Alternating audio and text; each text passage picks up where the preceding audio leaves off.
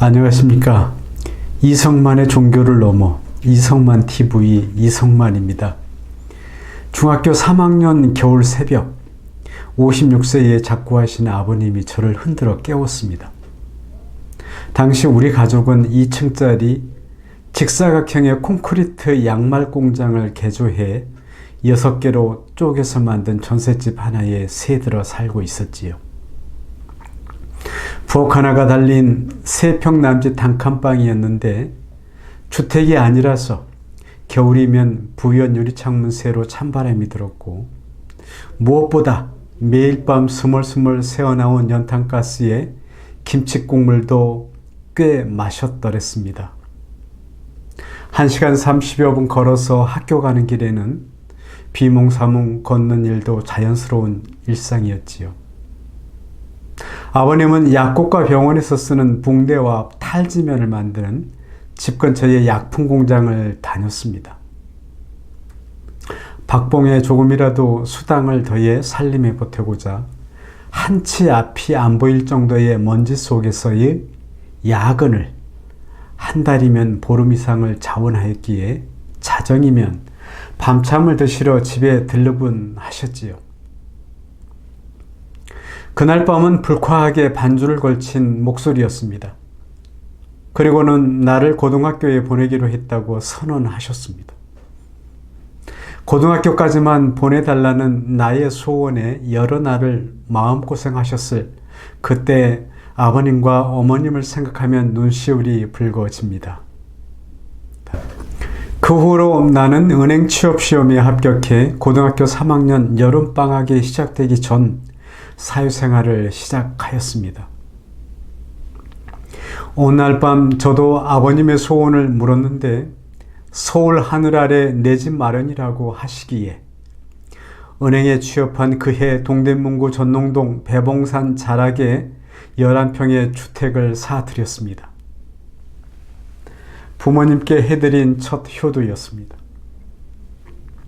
그 후로 학업에 대한 미련 때문에 은행을 그만둘까를 여러 번 방황 끝에 돈 들이지 않고 대학을 다닐 수 있는 한국방송통신대학을 졸업하고 한국외대 김인철 교수를 만나 야경 추독하며 일반 대학원에서 석사와 박사 과정을 마치고 경제자유구역 정책을 주제로 국내 첫 박사학위 논문을 썼던 곳입니다. 선례가 없던 논문이어서 어려움이 많았는데 실은 김 총장과 함께 써내려간 논문이었습니다. 그러니 지난 2022년 지방선거 당시 막 출범한 윤석열 정부의 첫 교육사회 부총리 지명을 받은 김인철 한국외대 총장에 대한 제 학위 논문과 관련한 논란은 당시 막 출범하는 윤석열 정부에 흠을 내려는 매우 고의적이고 교묘한 MBC의 왜곡 보도였습니다. 김인철 총장은 저의 유일무이 학문의 스승입니다. 또 그분에게 저는 석사, 박사 과정을 지도한 첫 제자입니다. 그래서 저는 늘 조심스럽습니다. 김인철 총장께서는 지난 저의 여러 번의 사업 실패 현장에 오셔서 용기를 잃지 말라며 조언하셨고 그분의 총장 취임식 날 멀찍이 서 있는 나를 향해 달려와 껴안으시며 오늘 귀빈 가운데 내가 와줘서 제일 기쁘다고 하셨지요. 제가 잘 되기를 학수고대하시는 스승이신데 저는 지금 그분의 발끝도 따라가지 못하고 있음에 죄송스럽습니다. 제가 연수구청장 선거 출마를 말씀드렸을 적에도 제 가족을 총장실로 불러 준비한 오찬과 함께 아내와 아들들의 동의를 확인하실 만큼 강단 있으시고 자상한 스승이십니다. 지금도 또렷이 기억납니다. 지하철로 함께 이동하면서까지 박사학위 논문 지도를 해주셨던 스승의 사랑 말입니다. 저는 학위 취득이 장사가 되어버린 오늘날 모습과는 달리 정직하고 눈물겹게 공부하였습니다. 아내가 두 아들을 등에 업고 저를 뒷바라지했던 형편을 너무도 잘 아시기에 지금까지도 후한 선물 하나 못 해드렸습니다. 제자 논문을 훔치고 방석집에서 접대받은 학위 심사라니요. 가당찮은 소리입니다. 지난번 선거 사무실 개소식에 오셨을 때도 아껴 쓰라는 말씀에 교통비도 드리지 못한 불효를 저질렀습니다. 사랑합니다. 김인철 교수님. 당시 스카이 대학들은 주간에 다니는 일반 대학원생으로 한국방송통신대학 졸업생을 받아주지 않았습니다. 대학 편입 또한 차별을 받던 때였습니다. 제가 고려대 법학과에서 5명의 편입생을 뽑는 자리에 최종 6명에 합격해 면접을 치렀는데 1명의 탈락자가 바로 저였으니까요. 한국 외대가 저를 받아주었습니다. 그래서 한국 외대는 너무나 소중한 모교이고 존경하는 스승이 많습니다. 저의 선거 사무실 개소식에 김인철 총장은 지하철을 이용해 참석하셨습니다. 밀물의 때가 왔다. 너도 나도 잘하자 하시던 말씀이 귓전에 생생합니다.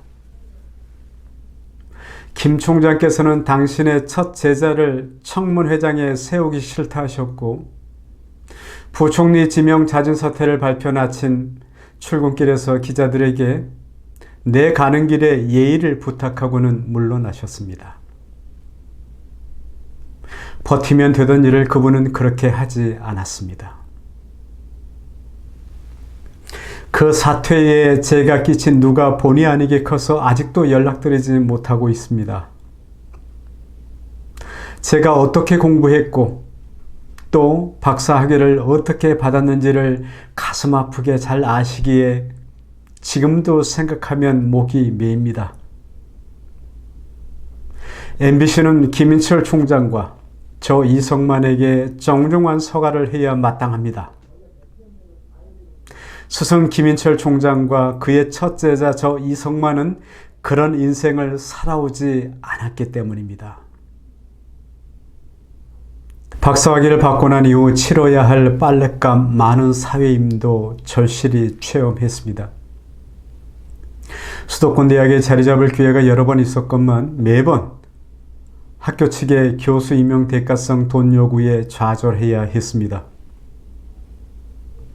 회방이 많은 인생인지라 지나가면 될 일인데도 굳이 시샘하고 끼어드는 회방에 대학 교수 임용을 직전해서 접어야 했고 식소를 걱정해야 했습니다.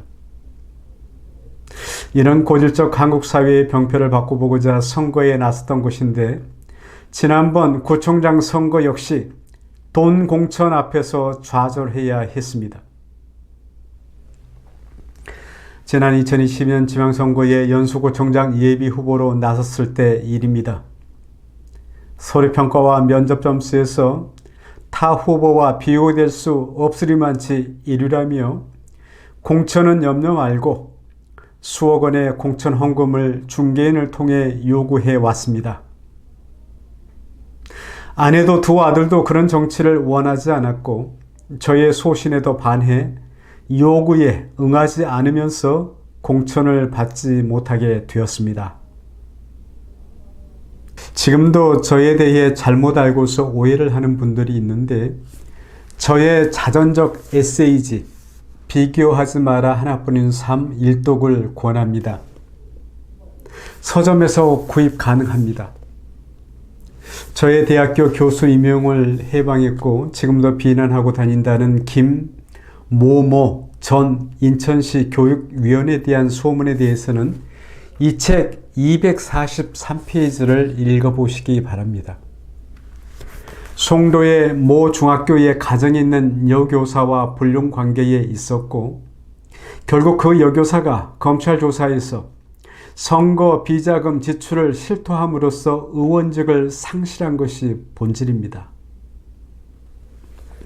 그리고 방석집 학위논문 심사에 대한 진실은 이 책 224페이지에 정직하고 자세히 실었습니다. 저는 가방끈이나 늘리자고 대충 공부해 술이나 마시면서 공부한 사람이 아닙니다. 저는 요즘 진리 탐구에 관한 독서와 사색과 책을 쓰고 있습니다. 지난주 저의 4번째 단행본으로 지난 5년여 독서에서 길어 올린 저의 진리 탐구 사유를 모은 시공간 없는 우주의 바깥이 서울의 좋은 땅 출판사에서 출간되었습니다. 진리와 정의를 추구하는 사람은 고독 속에 있을 마음의 준비가 되어 있어야 하고, 너를 따르는 사람들의 수에 관심을 말고 질에 관심을 가져라. 어리석은 사람들이 너를 따르지 않는 것은 인간으로서 칭찬받아야 할 일이라는 로마의 철학자 세네카의 명언도 마음에 새기며 살아가고 있습니다. 저는 사회 구원에 대해서 이런 생각도 갖고 있습니다. 만약 사람들이 세계를 구원하는 대신 자기 자신을 구원하고자 하고, 인류를 해방하는 대신 자기 자신을 해방하고자 한다면 그들은 세계를 구하고 인류를 해방하기 위해 참으로 많은 일을 할 수 있을 텐데 하고 말입니다. 감사합니다.